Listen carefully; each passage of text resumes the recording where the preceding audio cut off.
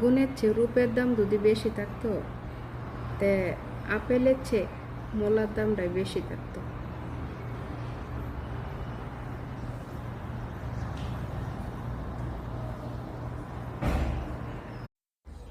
যেমন বাসের গায়ে লেখা আছে ঢাকা টু সিলেট, এরকম ছেলেদের গায়ে লেখা আছে নতুনটা আইলে পুরানটা ডিলেট।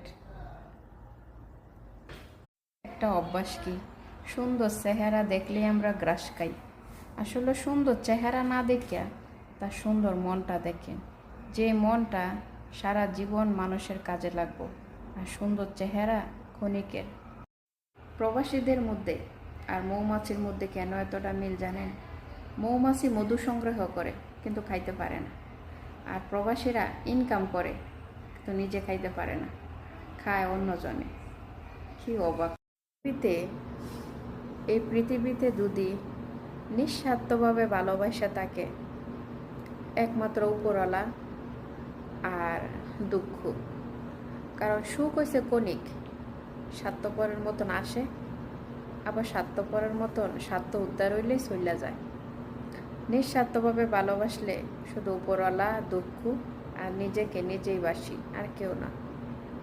বাবা মা, ভাই বোন, আত্মীয় স্বজন, স্বামী, সন্তান, এগুলো শুধু স্বার্থের জন্য। বহুরূপী হয়ে আসে, আবার স্বার্থ উদ্ধার হইলে বহুরূপের মতন চলে যায়। সেম আমার জীবনটাও এরকমই। আমি যখন সুখ খুঁজতে খুঁজতে অনেক দৌড়াইছি, মহাসাগর পর্যন্ত পার হইছি, কিন্তু সুখের দেখা পাইলাম না। সুখ একটা রাস্তায় দেখায় দিছে দুঃখের কাছে যা।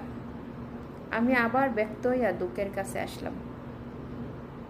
দুঃখ আমার একটাই কথা বলছে যে নিজের পাও দুটারে শিকড় মতন, গাছের শিকড়ের মতো শক্ত কইরা দইরা রাখ। আমি দইরা রাখছি, একদিন ঠিকই আমার সুখ আমার কাছে ফিরে আইছে। আজ আমার পাশে সবাই আছে।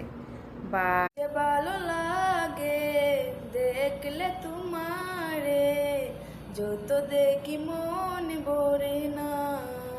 কি যে ভালো লাগে দেখলে তোমারে, যত দেখি মন ভরে না।